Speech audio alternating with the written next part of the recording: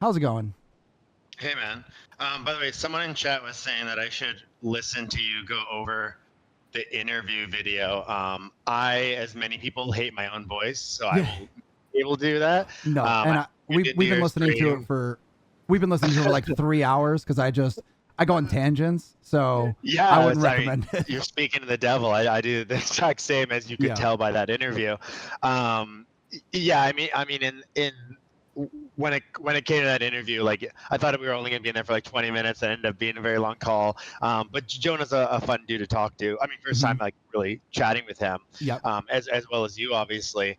But I'll get one of the game designers to watch your feedback on it. Otherwise, you're always welcome to shoot me some stuff as well, because obviously you have a lot of experience in the genre, and it's always good to hear your video or content. I've watched a ton of your videos now on Oh, YouTube. really? Yeah, like pretty much anytime I'm in the gym, I have a TV in there, so I just always have like different YouTube stuff about Ravendawn on, whether it's I mean any creator basically. Yeah. But that's how I saw Jonah's content, your content, Torres content, stuff like that. Yeah. And I kind of just watch what the feedback is. Usually I like to watch like patch notes. So I'll watch like every creator's response to patch notes to kind of see what is like the general feeling on what we did and what they liked and what they didn't like, and then I just make a really long list of notes on my phone, and the team always loves when I come in and bombard them with notes from everyone, Yeah. reviews. But that's I don't want to use this as too much of a crutch because it shouldn't be. And at the end of the day, we're Yeah. professionals, but we are a new studio, and it's a constant learning thing. And it's one of those things that's been kind of sad to see with obviously yesterday's patch. Like it was a very weird moment because like none of us, like when we were even discussing the design for the reset, we were like, okay, well, let's do a reset. We're going to allow resetting, but how do we like limit this so players aren't able to just spam resets? And we're like, okay, well, we can't do silver because people are going to be like, oh, like all the rich players now have even more of a lead. The things that we already kind of hear all the time. And then we're like, okay, well, let's just do a Raven coins because like no one's going to want to just burn a bunch of Raven coins to Yeah. reset the trees. Well, this is obviously ignorance on our side, and like I fully own that. Like that was stupid. Like it was just stupid. That's It was dumb. huge. It was dumb. Like that's Yeah, and really like huge. Honestly, like and I think I a lot of people respect that. yeah, and You're open like that, and you put it just in that fashion. Like, I think a lot yeah, of people I were appreciate put that. off, and it's like some people will Fair, just rightfully spin it. so. Rightfully so. They'll just spin it, and And it's I do yeah. need to give context. Like I myself, I've been an MMORPG player all my fucking life, Hmm. since I was very young, and it's just the genre that I like. I almost touch nothing else. The only other game I really played a lot in my life was StarCraft, other than Hmm. MMOs, and I've never ever been a person to buy like to ever pay to win in a game. Like I played a lot of arcade, never was one to swipe, and I would try to be competitive, but as much as you could be. And so I think that also kind of hurts myself a lot when I approach things because I don't have that perspective. And like as soon as we put it in, we were like, holy shit, why are we selling so many Raven coins? And we can see this stuff in real time. And we were like, what the hell is going on? Oh. And then suddenly people were like, like, oh my God, pay to win and blah, blah, blah. And we're like, wait, what are they even talking? Like, wait, did we thought like maybe we like accidentally put something in that we didn't even know about. And then we were like, we can track obviously what people are also spending them on. And we're like, wait, they're just buying resets. And we were like, suddenly we put two and two together. We're like, oh fuck. Cause we could never imagine someone to spend like $20 to just get like that edge for an hour, and then $20 to just change it back. yeah, and listen again, that is complete Mhm. ignorance, right? Like that's so stupid that we should have understood that there are people out there that will do that.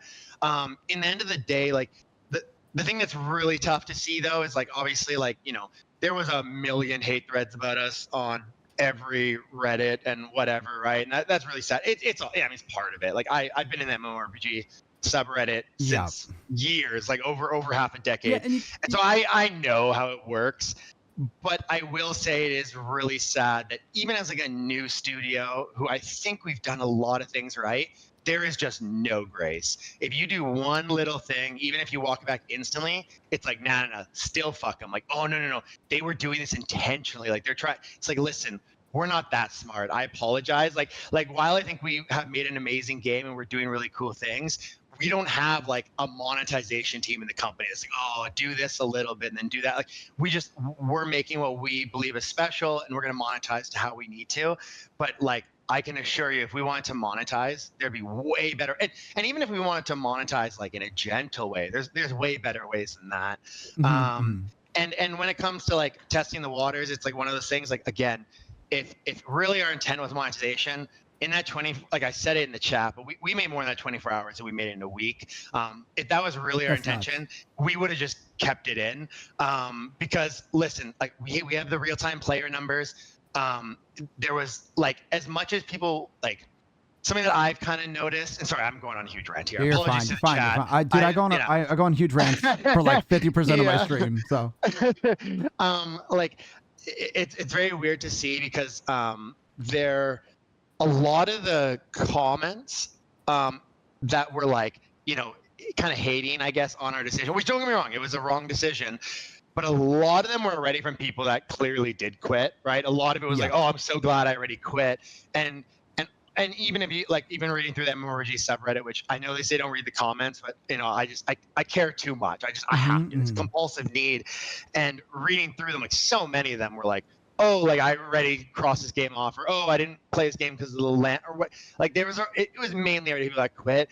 I can tell you for a fact, our players' numbers did not change before or after making this change. They like, yes, don't get me wrong. There probably would have been a few hundred people that quit, or maybe 1,000 people, or whatever. But the truth is, like, if your goal is like we go through a lot of this data, especially when we were approaching monetization. There's most games that put in a really aggressive monetization, they will see a 400 or 500% increase in revenue, and at most a like 15 to 20% player base drop. So obviously, as a company, if you have shareholders and investors, well, okay, you drop 20% and you make 500% more. It's a no-brainer. Of course, you do that, right? And that's why most big companies do it, right? That's just the reality of it. But in the end of the day, like. It usually is like a very positive step if your intention is just making more money. And of course, like, I hope we can, I hope people, don't get me wrong, I also get people have been burned so much in this genre. But in the end of the day, like, this is our first major title. We want to be around for decades to come. Like, our team is a very young team. And I literally run the studio and I'm 32. All I want to do is game development, right? Like we've had so many offers to buy the game, offers from publishers, and it's always been like, I mean, you can imagine, obviously, with the size we are now, it's like every fucking day there's a new publisher in our inbox. Like, and those numbers are probably really high, for sure. Oh, I mean, it's generational money for myself and a lot of the company, right? But in the end of the day, like whenever someone asks me like, what would I do if I wasn't doing what I'm doing like with this company? I'm like, oh, I'd start another game studio. Like all I want to do is make video games. And for the most part, MMORPGs, because that's just the genre I love. Comes with a lot of drama, which I don't love so much because there's so much competition and stuff like that. But at the same time, I also do love that side because I love the competition side of it. But anyways, that's a really long tangent, but it is one of those things that is definitely hurt to see, like the amount of people who are like, oh, this was all part of their plan.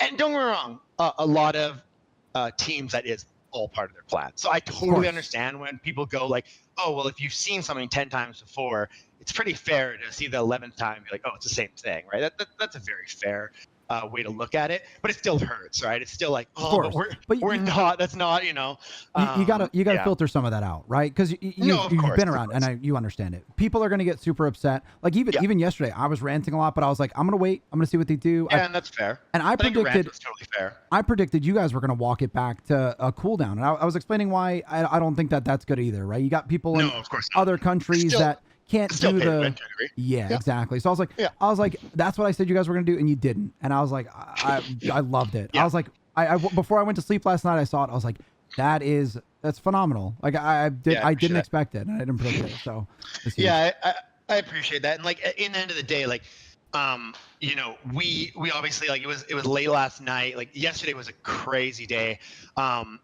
because of all the other chaos that happened, obviously. Yeah. But you know, we handled it, and really, we're very happy with how we handled it, because obviously those are things that I mean, listen, you're an Arcade player. We've seen the entire like year of the game get destroyed in one day because they just refuse to solve it. Whatever. And remove the. I mean, I remember the Apex exploit, right? And suddenly Apex had zero value, and that goes down to everything else. And like, these are things that they were just like, oh well, that just is the way it is, and it destroyed the entire year of the game.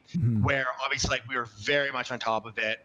You know, this is why we track fucking everything. That's something that when people bring it up, I always am like, no, that's not right. Like, I see people on the Reddit. I see people come in my chat sometimes. They're like, and they let people get away with bug abuse all the time. Like, what do you want them to do? Annoying, how? No, what do you? I go crazy. What do you? I go want them crazy to do? Because we dedicate like literally 20% of our company to just dealing with these situations, which I can tell you, there's no other game studio probably in the world that 100%. will dedicate that many resources to just dealing with this shit. Most of them would either just ignore it, or they just do like whatever the bare minimum, you know, whatever. Each company does their own thing, but like, we go hard at it because, and you can tell because there's GMs checking people. There's you guys list bans immediately. And it's like all that adds up. People are smart. They see what you banned 60 something people for exploits. You had another 200 something that did it lightly. And it's like, that's all that's super understandable. You're tracking things. You were able to give us numbers. And it's like, oh yeah, we literally had just like, you know, immediately we had Excel spreadsheets of all the names, exactly how many packs were exploited, how much silver was like we were able to get all the data. And again, a lot of them, like for 200 plus cases, well, it was more like 300. It was like 1 or 2 packs. And so it was, and again, it was a very easily reproducible issue that we didn't see in the test servers. It was because of the warehouse bug that got fixed. And obviously it only impacted like 5% of players, but you know, and sometimes those are just things that, you know, it's really hard to find those niche situations on a test server.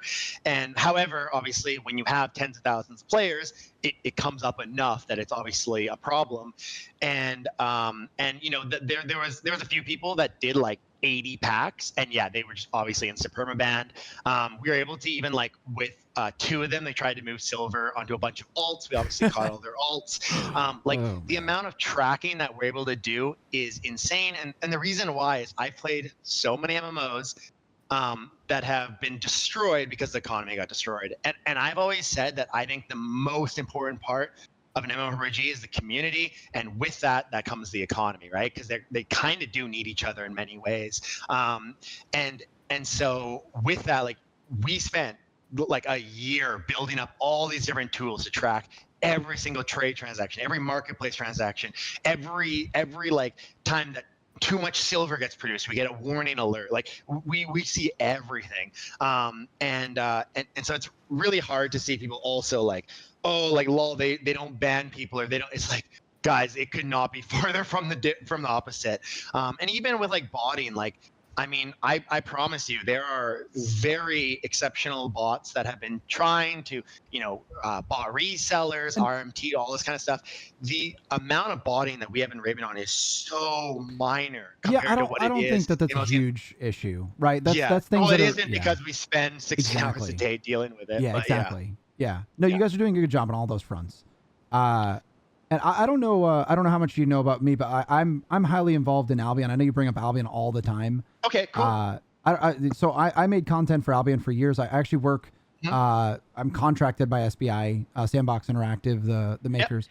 I do the shoutcast thing on their official channel, right? No way. That's cool. I love it. I'm down there on the NA War Report and the East War Report, that sort of stuff, and sometimes do the daily shows. But like, I played that game for so long, and I love to hear whenever you bring that sort of stuff up, because I'm like, there are some mechanics. I mean, they're very different games. I loved Arc Age for what Arc Age is. I love Albion for what Albion is. But like, I don't even know if we don't need to do it right now, but I wouldn't mind sharing a little bit of deeper mechanics regarding things like Hellgates and stuff like that, because I love that. Yeah, you've talked about it quite a bit, and I don't want to say like I'm all I'm probably one of the. Oh, dude, your knowledge is 1,000 times better than mine on it. So yeah, yeah. I think I've been through 10,000 Hellgates. We would do nonstop that was my content. When I first started streaming 4 years ago or 5 years ago, around the same time Jonah was streaming. I've known Jonah for years, right? Oh, cool. Okay, I didn't know that. Yeah, we're friends. But like so like the Hellgates and stuff, there's parts of it where I was talking about this just earlier. But if a developer were to look at that and go, let's put that in our game, I feel like they would chuck that in, because right now Hellgates are in an awful state, awful. Okay. The numbers right now for Albion are great. If you look at it, there's like, I don't know, if I were to predict, somewhere between 50 and 100,000 online at any time. There's a lot of people online in that game, probably more, right? These are just random numbers because they don't release always. I don't get privileged information like that, but at any given time in Hellgate, we were actually digging into that just the other day. We're kind of looking, so like obviously again they don't really release it. Like we obviously the Steam numbers, this is one thing that I say a lot, is like obviously the Steam numbers are only a small portion of their numbers, because very small. In the end of the day they were released before Steam, right? And like we know that we're going to go to Steam and we'll probably battle a similar issue. You know, I see it where people are like, LOL, only 8,000 people concurrent on Albion. It's like, well, no. Probably 80% of their player base is not on Steam, right? Because they didn't launch on Steam on day one, right? But anyways, yeah, please continue. Please continue on. Yeah. So I just wanted to say, like, right now there's that many players online, but at any given time in Hellgates right now, excluding twos, because twos have a little bit of a population, but it's not great. 5s and 10s are empty, dead empty. Like there's no one in there. It's hard to support that many pieces. It's just like in WoW, it used to be packed, and it was because the mechanics, they did a rework on it, right? And even though you could describe Hellgates in the exact same fashion as it was back then as it is now, 2 teams enter, 1 team exits, the rework that they did to that completely destroyed it. If you go into 5s right now or 10s, you're likely to not get an opponent, literally no opponents. Whereas there's still 50 to 100,000 online, right? So I just want to say, like, with that sort of stuff, I would say be careful with how it's implemented, because the magic that they had, they lost. And, you know, I could go over exactly what was changed, but I mean, this is one of those things that I know streamers, you guys got some crazy schedules. I'll be honest, I'm usually a very, like, I'm a 9, 10 o'clock. Well, I mean, obviously with the launch, I've been like a 9, 10 o'clock to bed, 3 a.m. kind of get up guy. I'm a very early riser. So wait, are you waking up right now or still going to sleep? No, I was actually like just about to go to bed. I was flicking through a few streams and I was like, I'll chat with dude. Like I love talking about the game, so like I do these just because I love it. You know, I've been in like 30 viewer streams before. Like, it's not a marketing thing, because my time could be much better spent on better. I just love talking about the game. But when it comes to, like, I would love to have like a deeper discussion with you sometime going into that, because I feel like this is probably a long discussion. But you know, that's why I didn't want to get into it right now. Yeah, it's like exactly. But we've put together kind of our take, I guess you could say, on Hellgates, because obviously, like, we want to do our own version that makes sense for Ravendawn. And I would, like, you know, in my role, most of my job is to try and figure out all the things that would go wrong with a system, right? Like, you put a system in, okay, what are all the things that would make the system not work well? And so it would be really fun to one time chat with you and just go through that list, right? And kind of share with you what our idea is, and you can be like, you know, take it from your perspective, because just with your experience, because in the end of the day, like, I'm sure a lot of the problems that they've run into would be the same problems that we either will run into right away or down the road. And I'd love to hear that, because while I understand Albion and I've played it to a degree, that was probably, of all the MMOs in the world, the one that I played the least. Even though it was like right up my alley, but I think in like the years that Albion has been in its like biggest light were years that I was just very busy on Ravendawn. And so, you know, when you like, sorry, I talk about this, but like, for the last, especially the last 5 years, my weeks have always been like 80-hour weeks working on the project. And that's just all. And I have a amazing significant other who I've been with for over a decade now, and she's just always accepted that is just who I am. I work a lot on the things I'm passionate about, and that has been Ravendawn for the last half a decade, and that won't change probably for the next half a decade. But with that, I didn't get as much of an opportunity to play Albion as I wish I did. But I have like obviously experienced Hellgates and those mechanics, but I've experienced like the honeymoon part of it, right? I've experienced like, oh, this is kind of a cool thing. Like hop in here, slap with a few people. Well, it was great too, and there was tons of people. Like it was something that a lot of the population did nonstop. It was a great feature. But yeah, actually, honestly, it's funny hearing your take because we're like I resonate a lot with I've watched most of your live streams. I resonate a lot with what you say because we're very similar people. Like I went to school for game development, right? I got a bachelor's in like I went to school for it. I love game development. Cool. I'm a software engineer during the day. That's why I stream. Sorry, just give me 1 sec. I just gotta replace my headset batteries. Give me 1 second. Sure. He played a lot of Tibia. Yeah. We play. He played a lot of Tibia. I think he played Ultima. It's kind of crazy because we played like opposites. Like I played a lot of Albion, EVE Online. Obviously some of the popular ones like WoW. But like everyone played WoW, right? But yeah, so I'm probably a WoW player and Arcade. Well, he did WoW for PvP, right? Okay, and a lot of people, like everyone played WoW. It's back. They always disconnect at the worst time, That's how it always is.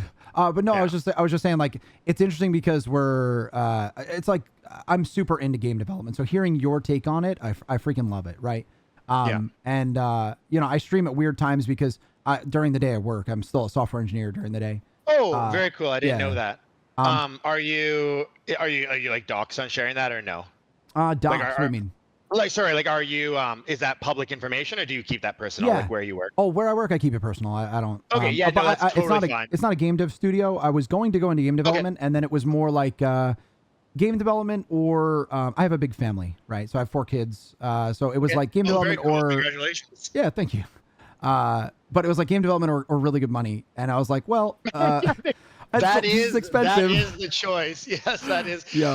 That is definitely the choice. I mean, don't get me wrong. You can make good money in game development, but you have to do the game development that most game developers don't want to do.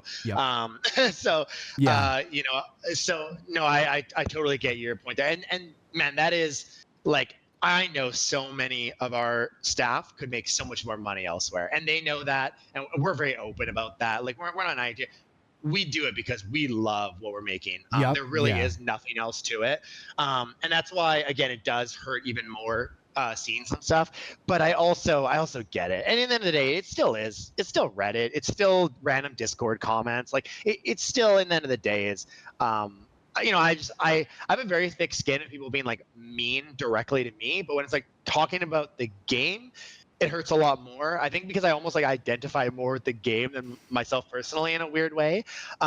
It feels like a kid. Like it feels like, I mean, sure you can understand better than anybody, but it feels like someone like insulting your kid where it's like, hey, attack me. Like you can attack me, call me whatever, but don't say like the team is, because the team is not, especially when you're making choices and actions speak larger than words. And today's action of you guys saying you heard feedback, you've done this a couple times, you hear feedback and you respond. And that's what really means a lot.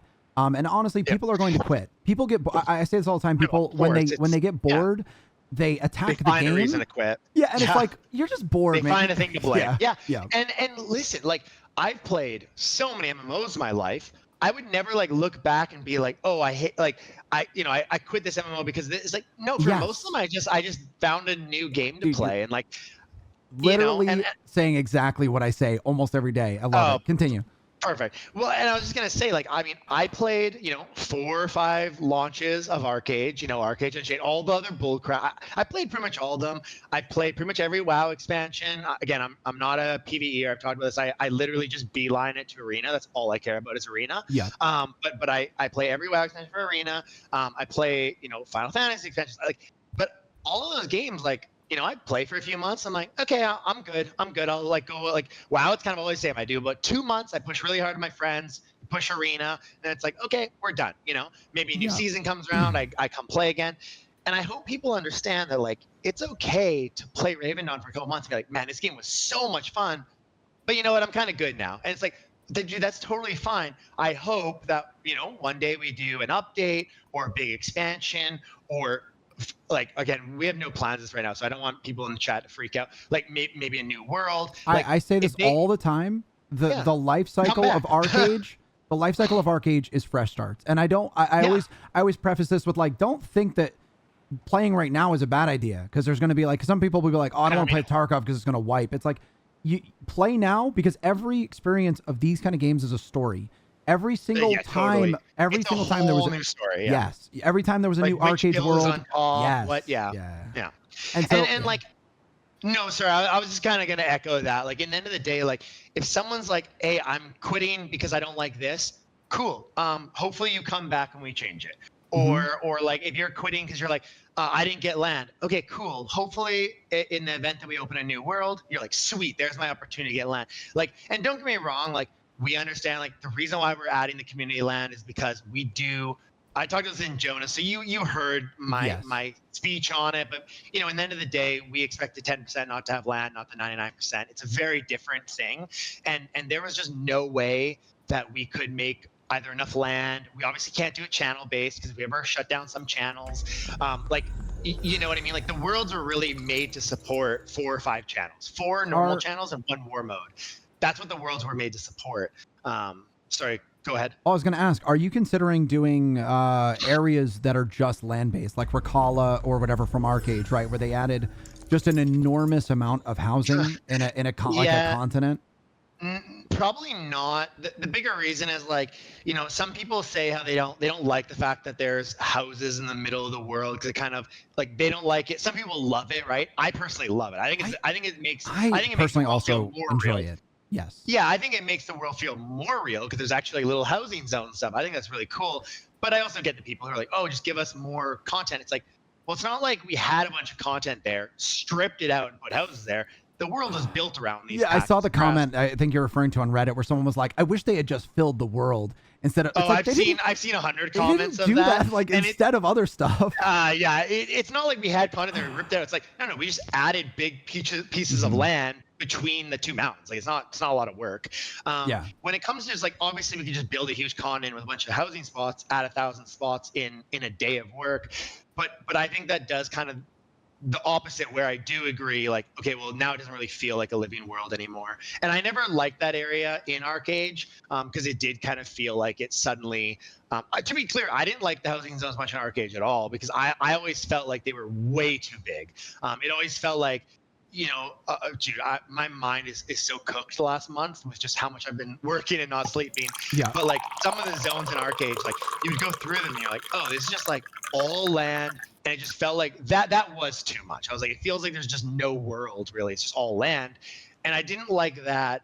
But yeah, so we're avoiding that. In the end of the day, like, the truth is, like, we wanted land to be finite. We want it to be a goal, but we want it to be for, like, 90% of people would have it. Obviously, with the case that we have now, it's unacceptable to not have community land that scales for medium and large. We get that. But we still always do want finite land to be the special thing.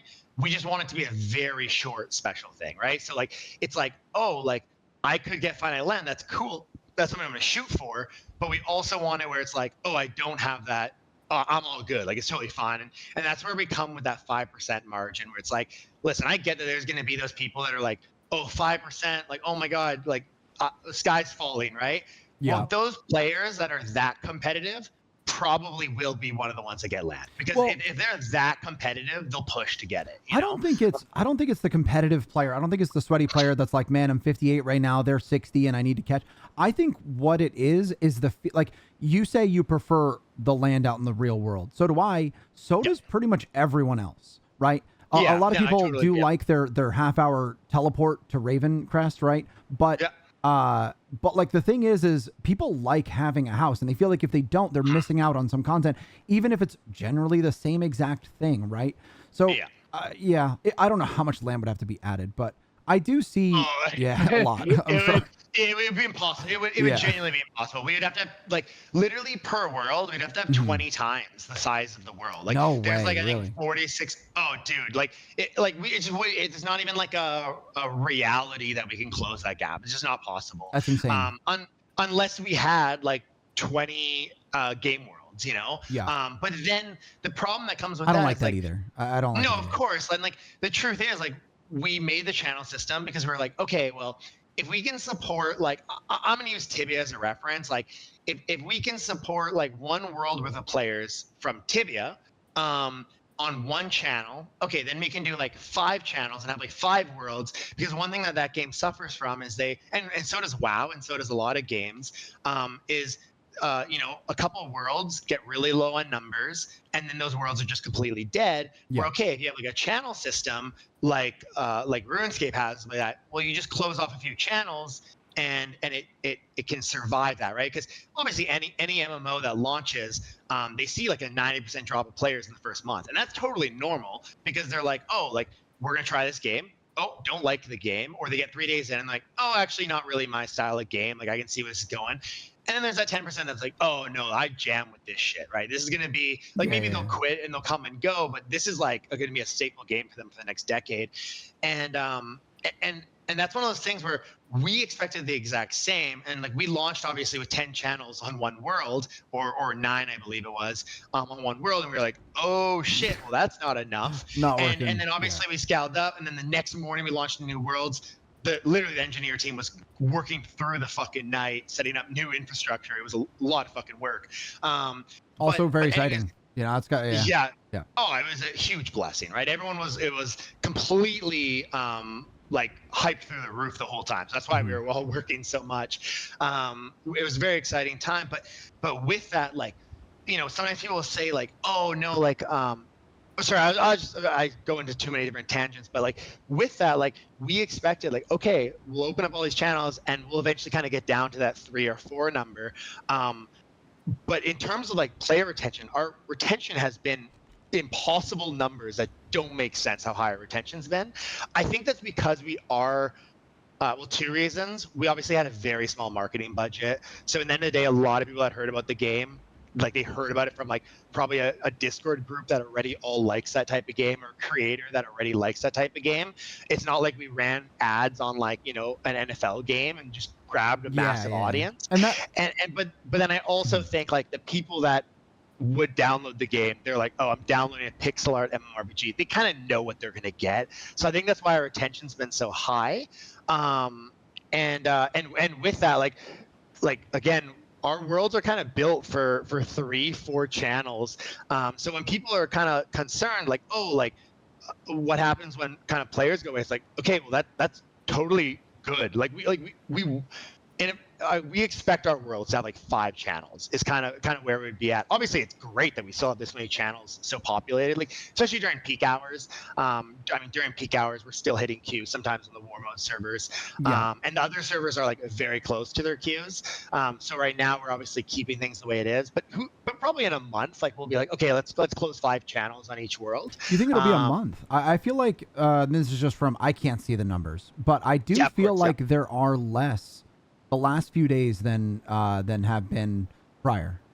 Yeah. So one thing is, like, obviously today was a Saturday, so it's an anomaly. Like, we have higher numbers again on a Saturday. Yeah. Like, today we're glad that we didn't close down any channels. We probably, like, on the Thursday and Friday, we probably could have. Well, not on the Friday as well. The patch obviously brought a lot of people online.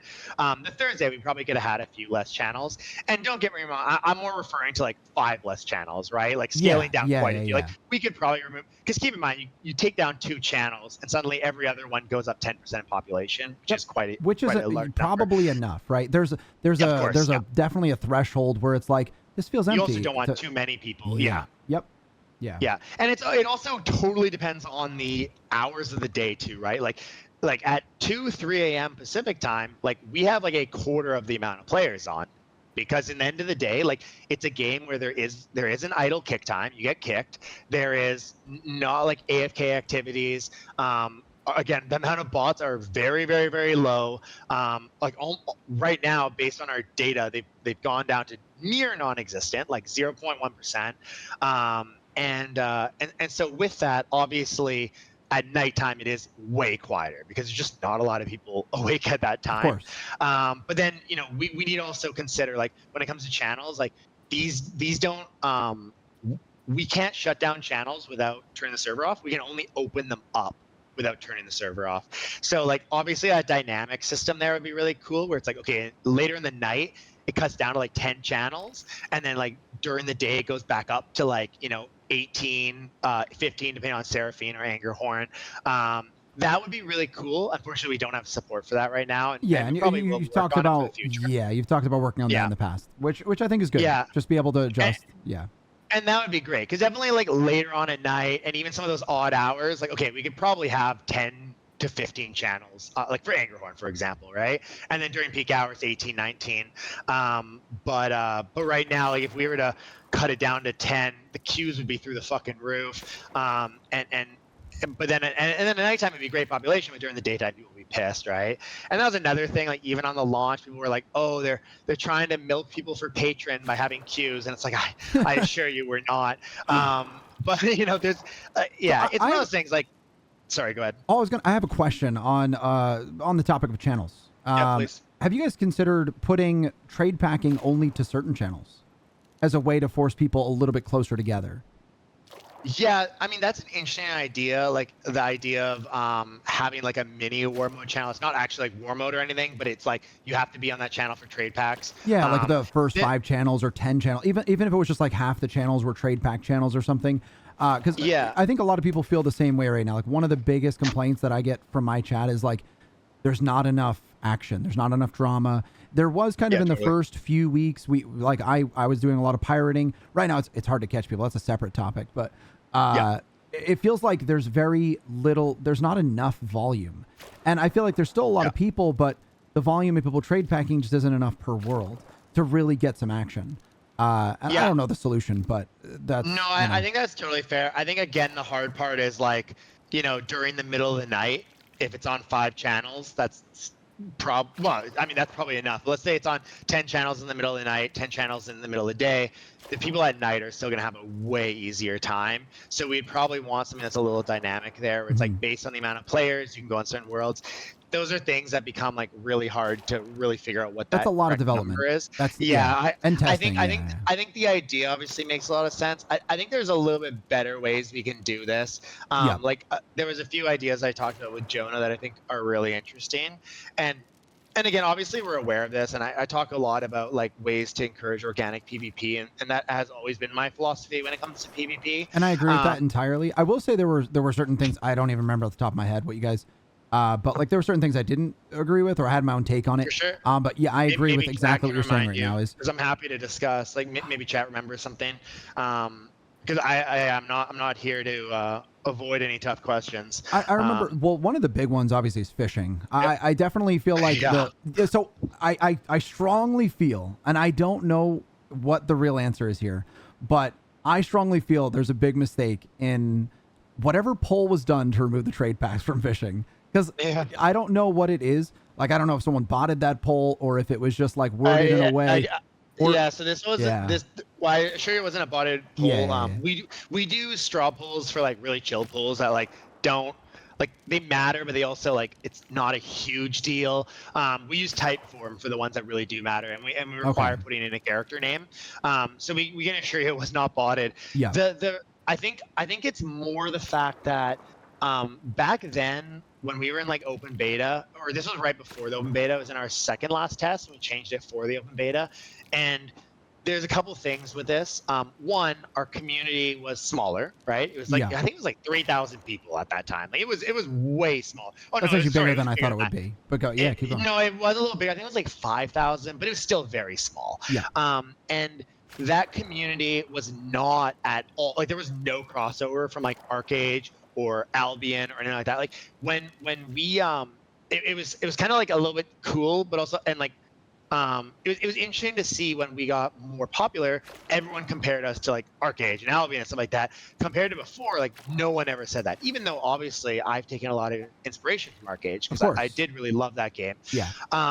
And I think because of that, a lot of people they like the trade pack system, but a lot of people were like, I don't want every system to feel like this trade pack system, or a caravan system for all general. That's one of them. When I heard that, I was like, I fundamentally, I think not every system, but that is this game's partial loot. I said for years, Arcade should have went the route of going into it. I mean, they already had Abyssal Kraken, they had the Delphinide Ghost ships, they had exploration, fishing, and trade packing. All of it, and there's probably a couple I'm missing, but all of them tied into some sort of. It didn't feel like you were going to do trade packs when you went to Abyssal, but trade packs were involved. Totally.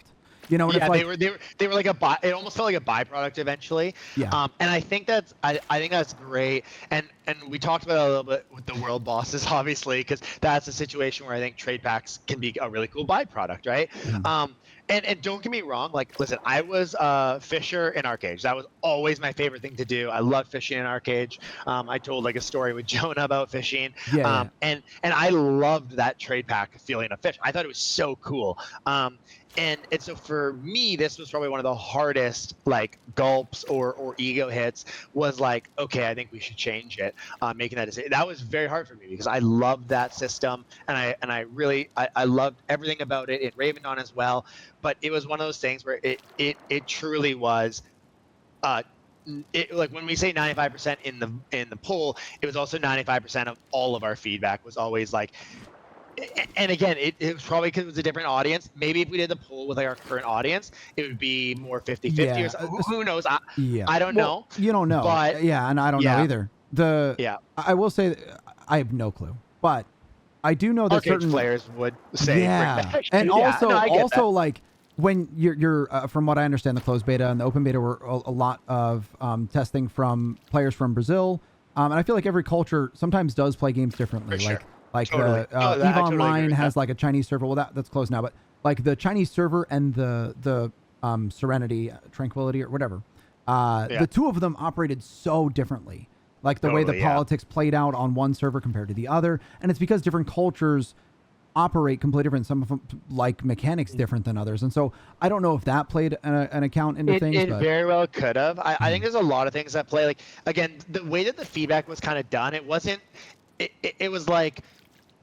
We like the trade pack system, but we don't want everything to feel like the trade pack system, right? They were like, we just want to go fish and catch a bunch of fish. We don't want to like always be worried about we caught like their kind of argument was like, we just want to fish like we do in other games, right? Where we get the fish. And so kind of our trade-off was, okay, well, we'll have this like, you know, the chance for the fish to drop and whatever.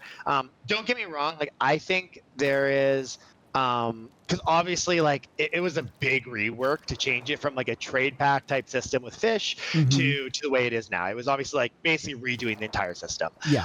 But I think there's ways that we can adjust the current system. I talked lightly with Jonah about it, but I think there's ways that we can adjust the current system to still give the same feeling without it literally feeling like, oh, these are just trade packs, but they're caught by fish, right? But I think there are adjustments we can make that make the system a little bit more engaging and a little more thrill, I guess, to it. And I do think that's necessary. But yeah, it is one of those things that like, again, it like coming from someone who fished in Arcade and loved the Arcade fishing system and had it in Ravendawn, it was like one of the hardest decisions for me to be like, guys, I do think we should redo it. And so, yeah, it's not something that like, you know, obviously there's nothing exciting about redoing that whole system. And, you know, but it was one of those things that it was pretty much universal amongst the testers. And, you know, to be fair at the time, like, while we can say, yeah, it was a small sample size, like, man, you know, we were like, okay, we're going to launch with Ravendawn and, you know, maybe we'll have 10,000 players. Like that was really how we felt, right? And, you know, we thought that we had something big enough that we would be able to develop it for years to come, but we never thought it'd be anything that it is now.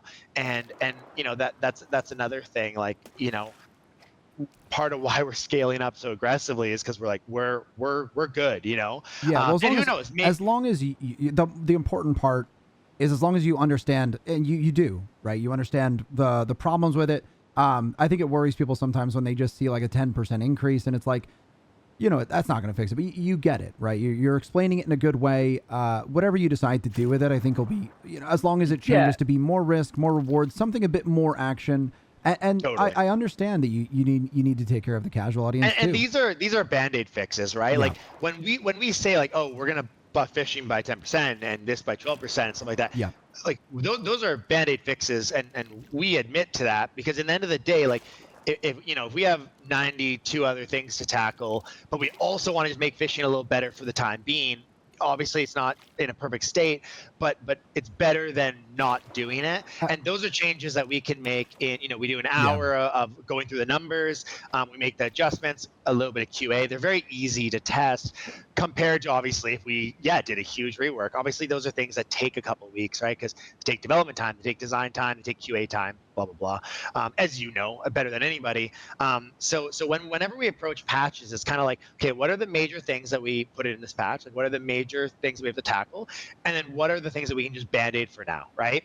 And that sucks. Obviously you want to do everything right away, but you kind of have to do that, right? You have to be like, okay, a band-aid fix on this is better than nothing for now, so let's just do a band-aid fix, and we can tackle that for week 2 of this month or week 3 or whatever. And that's we have our next 4 months charted out. Obviously things change every week because there's a new priority, but for the most part, we have the next 4 months very charted out on what our deliverables will be. And we've been hitting, we've been exceeding all of our own expectations, but just because we've been working too much, not for any other reason. But yeah, obviously we want to do some bigger changes to fishing, and a lot of systems in the game, right? There's so much that just, dude, it plays so different when you have again, we're not like the size of what, well, obviously we're not this gigantic MMO either. But you definitely have a great opportunity. Like the game is fantastic, right? And I appreciate that. It is. It's great. Like, and I keep telling people when they're like, we're getting bored, and it's like, once they drop something, I think the biggest thing right now, and I had one more thing about fishing, but I was just going to chime in with, I will throw out here that I've made 40K in 3 hours. I'm level 24. So it's really bad. I've said it and not in just a real way. It's the biggest way you could waste your time right now in this game. It's worthless. It's still. Yeah. And don't get me wrong. The balance team is going to be constantly making adjustments with it. But anyways, you were going to say the biggest thing. Okay. The biggest thing, my guild, everyone's guild, we have, and I'm sure you understand, but we have no reason to group up and do something fun together. Totally. It was for a little while trade packs. Our group would get together and do trade packs, but I do trade packs for hours and no one touches me. I go through the ocean. I go through conflict zones. I never get hit. And it's like, well, I don't even need other people for safety. It's fully safe. I have no issues going anywhere. So tackling that, I think that would bring a lot of people back. If it brings some, whatever you guys decide to do. Community is the most important thing in MMO, right? Yes. Yeah. It's definitely a single player MMO experience right now. And it's obviously at its core not built to be that way. And it can easily be fixed. Yeah. Not easily, it's complicated, but it's something small could probably completely edit how that works. You know? The thing is, it's obviously a very fine line you have to follow, because obviously us just buffing party XP will bring more of a reason to group up, obviously, for grinding, but it also adds a ton of the truth is a lot of people play MMOs solo. Over half of people don't ever play with anybody, and they don't want to, right? They want to be around other people, but they don't want to play with other people. For a lot of people, it's also just the anxiety of having to play with other people. You just want to log in and play for an hour, and you're like, oh, I gotta message my duo, I gotta message my third, Yeah. And so we have to be really careful when it comes to just making the party EXP better, because okay, well, we don't ever want to get to a point where it's you kind of have to party. And obviously that's not actually even what you're saying. You're more saying there has to be objectives that you need to bring a party. Not necessarily even just grinding, but there needs to be that thing that brings everyone together. And I talked about that a lot with Jonah, and I really feel like there's a couple things that we're aiming at for that. The biggest one is definitely world bosses, but also we talked a little bit, it's something that we're very much brainstorming right now, but the idea of some form of, I literally just said shrines in the call with him. Obviously there's we don't know what it'll be, but some form of mini activities that are constantly happening through the world, kind of like how dynamic events work, but in the sense of capture and kind of control, things that are hey, call your buddies, get them over there. something truly rewarding. Yeah. And in the end of the day, these are obviously both kind of more PvP focused, and we need that PvE side as well. But the truth is, the PvE side is much trickier, because usually that means that means kind of more exhaustive content in terms of like development time, right? Like obviously a dungeon and raid system, where world bosses are some work, but they're more PvP content, because which I think that's really important for both the PvP and PvE crowd. Just looking back at ArcAge, we had a lot of people in our guild that were super casual, and they were always there for the Abyssal Kraken. They would always hop in and jump on the boat, and you know, it brings people in whether or not you're a hardcore PvP or not. I think that might be one of like things like what you're talking about. Those are probably some of the most important things. And obviously the game has just a lot more, you know, there's more to cook. And that stuff is going to really break things like up a lot from the grind. And totally. And like, I think, I talked about it a bunch with Jonah, but like in the end of the day, like, we feel we have an incredible foundation for what can be like something really special for years to come, but we do agree that we need like more things to be in between that foundation, or on top of that foundation, or whatever analogy you want to use. And you know, the foundation is incredibly hard to get right, but we feel like we do have a really strong recipe, and adding things like, okay, world bosses or dungeons and stuff, like, yes, while that takes its time, these are things that take, you know, a few weeks or a month, or, I mean, dungeons will obviously be a bigger thing to do, but world bosses, you know, it takes a couple of weeks or whatever. Hellgates, okay, it takes a few weeks. These are things that I feel like a few weeks is really quick turnaround for features like that, by the way. Listen, I know, we have a very special team. They work incredibly fucking hard.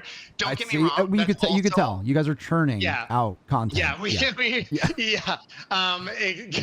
dude, the community landing was the biggest trigger of my goddamn life, dude. When I saw people saying like, LOL, like they just want like the top players to get ahead, and that's why they're not just at it. And I remember seeing people all the time, armchair devs. I can't stand. They're like, oh, they have instant support already. Just add the house. And I'm like, holy shit, man. Like, and I remember like telling the devs that we were going to do this, and they were just like having mental breakdowns. It was like, you want to do what? Like, what do you mean? And I remember it was like every day it was like devs working on it throughout the night, devs optimizing it, because they're like, this shit is going to be fucking destroying our servers if we don't like, it was, dude, it was the fact that we were able to get that in as quick as we did, we were so proud of.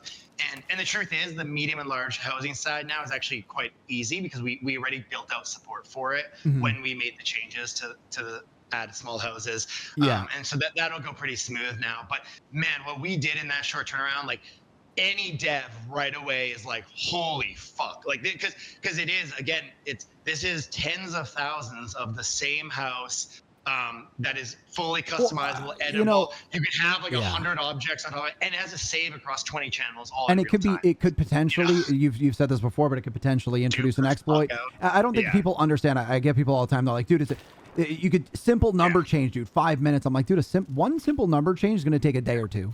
Like it's development. It has to be put in. Someone's got to peer review that code. It's got to be tested. It's got to be like usually dev tested, then QA tested. It's even if it's a small team, it's got to exchange a couple hands. Time. Those guys are busy. And the day is only so long. Everyone's working on their shit. And that's it. And like, again, at the end of the day, like whenever I see somebody like attack me, it's like, you know what? I do a lot of shit wrong, and that's super fair. And I also am very okay with it. But when I see people attack the team, saying like they're lazy or LOL, like QA is like not even doing their job, or like hire some QA people, it's like, guys, like it could not be like they work so fucking hard. It is incredible. And you can tell. So like, and so that is what will really trigger me if anyone does want to get under my skin. That's the way to do it. Because I see what they do, and I see how hard they work, and like it's expected of me. I own the company. I'm CEO and creative director. It's expected of me to put in those hours. But for a lot of them, especially like junior QAs, when I see them putting in like a 30 hours straight without going to bed, and obviously they sleep after that and get a good sleep, but like to see them do that, because they're like, no, we need to get this battle tested for Friday. It sounds like you guys are just doing a 1 month long game jam right now. Yeah, seriously, it does feel like a game jam. And It'll probably be a few more weeks of that because obviously 1.06 is a very important patch for us because medium and large land is very important for a lot of people. Yeah. Funny enough, a lot of people complaining are like in their like level 20s, and it's like, dog, you're not even high enough level for it. but anyways, but that'll obviously be very important. And then we have one more patch after that is going to be kind of what we're talking about, where it's like, what are those kind of things that are missing to bring PvP together, bring people together? What are those? And we kind of have that plan for 1.07. And then the final patch after that will be kind of another push patch, is the guild versus guild content, which is the forts and the strongholds. Yeah, and I think that stuff is important. I have talked a lot about and you said 1.0.6. Is that which patch do you think will address the day-to-day conflict? I feel like that's more important than the guild versus guild stuff. I think the guild versus guild stuff is good and important. When you say day-to-day conflict, you mean like kind of things we were talking about earlier, trade right? packs, like, stuff like that. Yeah, fighting over that would be 1.07. That's what our plan is. Well, right if that's that soon, and I know that could be a month or whatever, 2 months away, it could be weeks away. Way less than that. Yeah, but even still, that's good. That's great. Yeah, honestly, and that's kind of the plan, and or that is the plan, and 1.08 is what we're planning for, like forts and stuff like that. And again, I need to be so clear. Like it's almost midnight here on a Saturday, so for any chatters, like when I say plan, like things change, obviously. I've mentioned it before, but we expected 1.0.5 to be 10 weeks after launch, and that was our plan for forts. And obviously, we've already hit that patch, and and forts will probably still come around that time. I haven't seen anyone complain about that. It's understandable. You had more important things to throw in there, and you guys are super. You communicate really well. You're at the end of the patch notes. You put exactly what you're looking forward to in the next patches. Yeah. I have not seen a single person be like, we were supposed to have forts already. And I've been in games where, like I played MO2 for too many hours, several thousand hours. And it was like 2 years later, it's like, this was supposed to be 1 month into the game. What happened? Yeah. So I don't think anyone's complaining. They're understandable, The reason that we do communicate, and I'll be honest, my level of communication bites me in the ass constantly. Yeah. I do also understand why a lot of studios do very little communication, because in many ways, it as much as like listen, nothing triggers me more than when I'm playing an MMO and they don't communicate. RKH team never fucking communicated. The WoW team communicated better in Dragonflight. Publishers that wouldn't even communicate. Yeah. Continue. It was, and it drove me fucking crazy. Yeah. Because I'm like, just tell us. However, I do also understand why they do it, because many times that isn't internally their decision. It's not that they just don't know how to type on a Discord chat or how to type on a Reddit. It's because in many ways, it actually can be better than sharing certain stuff. I just know how much it triggers me, so that's why I do it. And I'm like, you know what? If there's players that don't like that we communicate a lot, and when I say that, I mean like they don't like what they hear, right? Like sometimes no answer to your problem is better than an answer, because there'll be people that are like, oh, we don't like this, and I'll say like, oh, well, that's the game. Unfortunately, it's not going to change. Yeah. That is more likely to make them quit than them being in that limbo where they're like, oh, maybe it'll change one day. You know what I mean? Where me sometimes saying that it won't is actually worse than just not saying anything. Yeah. And I feel that too. And honestly, even earlier when I was talking about Hellgates, ties in really well. People would complain about things in Hellgates, and honestly, it was I ranted all the time. People would come in and be like, it was rats at the start. And they were like, you can't have rats in the thing. And it was like, you're doing Hellgates for 10 hours a day. I hear you bitching, but like, you're still doing it 10 hours a day. So clearly you're having a good time, and you've been doing it for months, and you're probably still going to do it for months. So like, don't try and fundamentally change something you just love.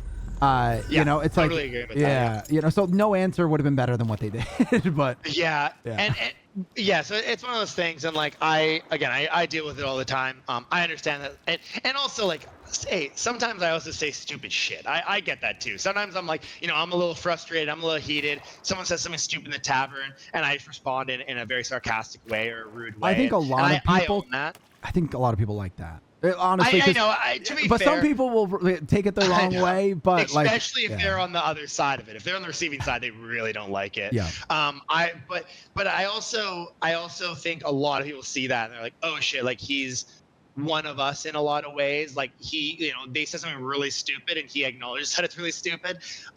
Again, like it's probably not great that I do it at times, but I also, if we end up with like a let's say 50% as big audience one day, but they're like the real people that we want around, that is so much more special to us than hitting the masses where we have a 50% of the audience that just sucks. And I understand, like, obviously if we had a publisher or if we had investors or shareholders, me saying this would not be okay, and I'm probably getting a lot of shit. I understand that, and that is why we've never involved a publisher or shareholders or anything like that. And we said it before, but actions larger than words. I don't think people care too much. Obviously, people are going to overanalyze what you say, how you say it, when you say it, whatever. But of course, the actions, like you guys are doing an excellent job. I even say it on all parts of my criticism when I'm like, I don't like this, but at the same time, it's like people were in like saying like, oh, game's ruined. Like, dude, it's been a month. They've added so much crap. Like, what are you talking about? Like, it's been 1 month. Just give us time. And listen,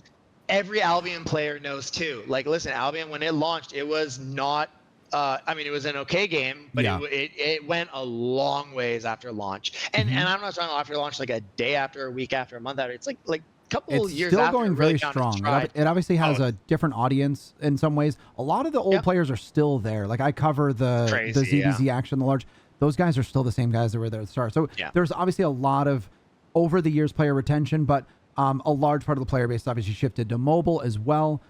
So there's a little bit of both there, but they've done a really good job with their game. Obviously, that's why I still am involved so heavily with it. It's a game that I think proves that, like, a team, if they work passionately on something and they really put a lot into it, that it can have a really strong future, right? And I think that's one thing where a lot of MMOs have a big weakness is they put the game up and then they almost take that as like, okay, now we go on our vacation. You know what I mean? Like, obviously they have the server issues and all that kind of stuff, but then it's kind of like a couple weeks after, it's like, it's just kind of like nothing really happens anymore. And it feels like, well, that's really when you should now be going to the grind. Obviously, the lead up to a launch is very stressful as well, but it's kind of one of those things. I think that's an important time to push through, and we'll continue to do that. And I think, in the end of the day, like, people always say like, oh, like, people are quitting and stuff.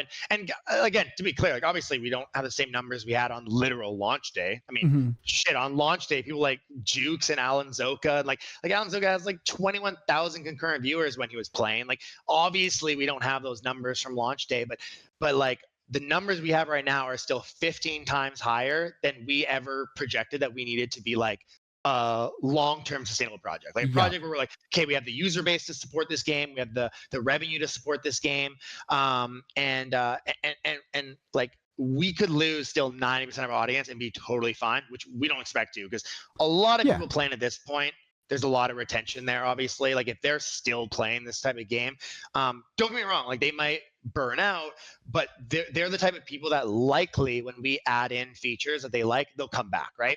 Because if they play this long, they like the core part of the game, they might just hit a wall where they're like, oh, I'm kind of bored just grinding, I need something to spice it up. I would love to touch on, actually, because we were talking about it earlier. How do you feel about the current length of the grind to hit 75? Yeah, it's too long. Okay. Yeah, so that's amazing, because that's what I've been saying. Like, I feel like if ever, like, because my guild right now is opening it up. We usually have a lot online, even at this time of the night, because I'm always active at this time of the night. We do have actually quite a few numbers, but like, a lot of people have started to shift out, and that's just normal and natural. But a lot of people have been saying the same thing, that they log in to take care of their trees, and obviously the PvP side of things has to do a lot with that. But I almost feel like at this part of the game, at this long of a month of grinding, I've been going pretty hard. I'm only 53 because I have a lot of other responsibilities, but I feel like at this point we should be closer to that. We should be closer to that 75 mark at this point. Totally. Yeah. And we totally agree. We kind of talked about it in Jonah's stream, or I also talked about it when we did my stream the other day. I don't even know what fucking day it is. Was that yesterday? It was. Oh my God, well, it was like wow. Feels like it was a week ago. Not Jonah's call, but like our Ravendawn stream. Yeah. That was yesterday morning. That's great. Sorry. My whole perception of everything is warped. When it kind of okay, see, now I don't even remember what we were talking about. Sorry. Oh, the grind to 75. Oh yes. I was kind of saying how with like ETUPs, like point where he's at right now is kind of what we ballpark. Like, okay, this is about the length of time. And we had like pretty good calculations to figure out when we would kind of get to that. And we're like, okay, if someone's playing like 18 hours a day, pretty much min-maxing every step of the way and being funneled by viewers, this is kind of where we expected. However, we definitely missed our mark on like the more casual player. And when people hear that, they're like, oh, why don't you just like divide 18 hours by 9 or whatever? But it's more actually on the side of the land. As an Arcade player, one of the cool parts about Arcade was even if you didn't want to grind 12 hours you would a day, get there. You would get there from land. And that is something that we just missed the mark in a little bit too much. It's and a lot sort of that, of there. Like I know someone who has he has like an alt or two. Yeah. And he uses it for land. And he's level 40 on those. So it's definitely there. Like without grinding at all, still reaching partly that mark. So that is the right idea and design. And I hear you. Sorry, go ahead. Keep continuing. No. You nailed it. Like in the end of the day, but right now it's just not enough, because while 40 is great, that is, keep in mind 40 is a fraction of what 75 takes, right? It's Black Boa was on stream today and he's like, oh, I'm like level 50, I think it was 54 or 55, and he looked at the amount of EXP he has and he's like, oh, I literally have to get 5 times more. Or like level 63, for example, is halfway to 75. Yes. If that means anything. Yeah. And so and so with that, it is like we definitely want to improve that a lot on the side of that casual player who just wants to log in, gather his stuff. We want to make sure they get to that point. We also do, of course, try and say like it's not about getting to the end game in Ravendawn. And while we do have some really like exciting stuff that we have planned for end game, in the end of the day, like 75 is not a make or break point where the whole game suddenly unlocks. Yes, and I've talked about the same thing. Yeah. Yeah, and like when it comes to the content that we plan to add, the content we plan to add is not like, oh, now there's a level 76 dungeon. Oh, now there's level 77.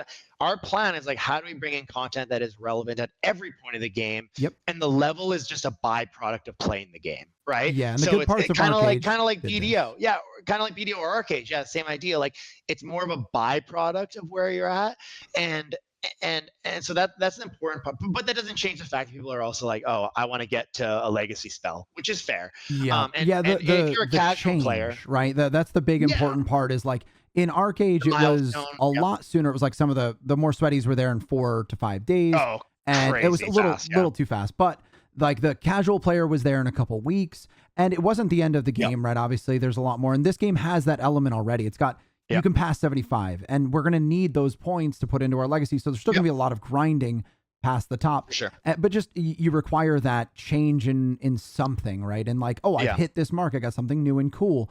And yeah, I think you get it. It's we already have like a full plan on how it's going to happen for 1.0.6, and that is when it is coming in. So we like I can't. It's a top. There's some things that I would love to casually talk about with not only like yourself, but also like during streams or announcements. I would love, and like sometimes people will go crazy when we're like, oh, we have a plan for this. Like we did that with the medium and large, and we have a plan that is, we believe, pretty bulletproof for like how to make this work in a really good way, where small land still has a purpose, medium, like it all still has a purpose, even if there's instance land for it, because the concern of like what happens to our small land. But I know if I don't have like a very strong proofread message by all our team to anyone find a problem or whatever, if I don't have that, people are going to run into 87 directions with their heads cut off, right? Like, oh my God, this is ruined. This is, and that's just what happens. And then if something changes, which it might, because it's not done yet. Exactly. Yeah. And so when it comes to like the progression changes, like we have like, this is going to be a multi-pronged thing. There's going to be many things that change. But we're very excited about the plan, and it is going to make that casual player's progression better, but also obviously there's a few strength changes as well. I think it'll overall be like a really like good feeling patch where you kind of like you hop back in, you're like, oh shit, like things this vibes a little bit better. Don't get me wrong, maybe there's things we have to like improve more or nerf a little, we will find that out. But we're pretty excited about what that means for progression. But to sum it all up, yeah, we definitely do feel that casual player progression is way too long. We don't want anyone to have to grind as many hours as ETUP or the other top players had to get 75. That's not the goal. Because while Ravendawn is a more old school grind focused MMORPG, we don't want it to be like you have to grind a million hours as well. You know what I mean? Like it can be an MMO where it's like, oh, if you want to be like the best, like yeah, you're gonna be grinding like crazy, like gear up. I love grindy games, so I love that. But we also don't want someone to be like, that's what we're playing. Yeah. We also don't want someone to be like, yo, should I try this game out?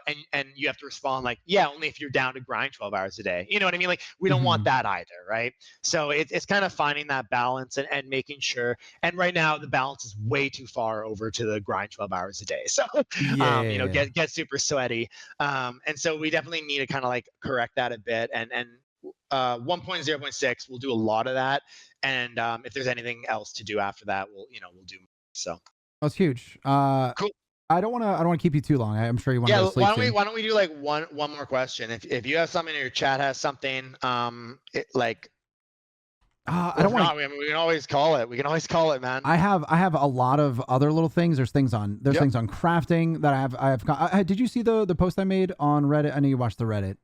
I made a post. I did not. I do read through the Reddit when I get a chance. I will say I did just delete Reddit this morning because I love following MMORPG subreddits. Not just that one, but ours, stuff like that.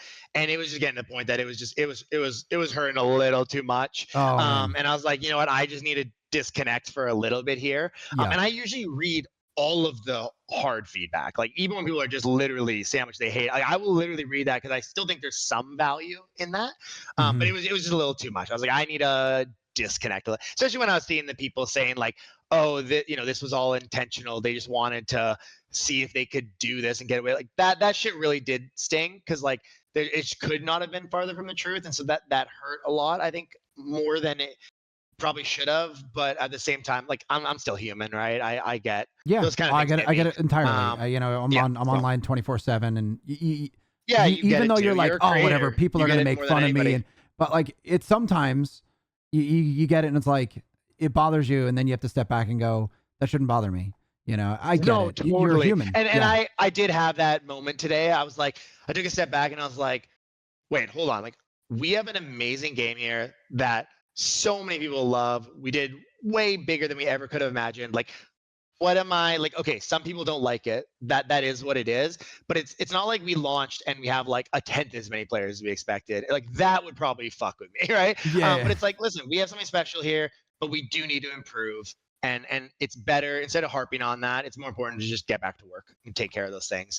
And that's what we're doing. So so I'll ping you over some things, or if you want, we can set up a time to do some sort of formal interview. While I have some more like feedback, because there are quite a few areas of the game that it'd be great to chat about. But I don't want to keep you. You're probably going to bed. So I will definitely go straight to bed after this. But yeah, man, like honestly, I would love to chat on the Hellgate stuff. That is something that we're going to be tackling like this week. So what I'm happy to, I mean, whatever works best for you, but I can kind of send you an outline of what our plan is, and you can be like, oh, this maybe has, or you can always just send me. And honestly, as far as like NDA stuff goes, you can let me know if things are not. I sign NDAs all the time. I work with SPI. I have I'm in the NDA really for their stuff. So if you send me anything, it won't get talked on stream. I won't tell my guild. I'm a professional. I appreciate that. I don't screw with that stuff. So send me over if you want, and I'll give you everything as far as what was great about it, what was lost with the changes, and all that sort of thing. Yeah, please. That'd be great. Because again, I just wasn't as involved with that, and so we have some ideas that we really like, but obviously like every day I'm also like, oh shit, like literally I'm in the shower and I jump out of the shower to type in like 3 flaws I just thought of, like, oh shit, this would not work because of this. That's the life of a game dev, or any dev, to be fair. But anyways, man, hey, it was great chatting with you. You again, I've watched a ton of your content and reviewing patch notes, and always enjoy it. And thank you. And like, please, one thing I want to make sure that you know, as Jonah knows, and lots of like, just because I watch your content, like, please don't change how you review it and stuff. Because like, also hearing your guys' criticism is also important. Yeah, I will be brutally honest if I don't like a game mechanic, but it's all that's important. And you know. No, yeah, totally. Yeah. I watch it for that. I don't watch it to hear you guys talk good for 15 minutes. I mean, I don't mind it when you talk good about something, but I also when there's like those nuggets, like, oh, this is pretty cool, but this doesn't make sense or this doesn't work. Because many times we just miss it. We're like, oh shit, that doesn't make sense. You know? Yeah, and we're playing 12 hours a day, so it's, you know. It's yeah. You guys know the game better than anybody, right? And we see it from a different angle, but like, I mean, you guys are the players, right? And that's why we do listen, and that's why we do make changes based on feedback. But anyways, man, thank you so much for your time, and I hope you have a good rest of your stream, man. I don't know how much longer you're streaming, but I'll probably be up all night. But dude, really appreciate it. We love what you're doing. You're amazing. Don't change, and everyone in the chat's giving you love. Thank you. Appreciate it, guys. Yeah, thank you so much. Have a good night, man. Have a good night. Bye. That was awesome. It's great to talk to the people who are making the game that you love. Yeah. Best dev team ever. I've never heard a dev team communicate as well as these guys.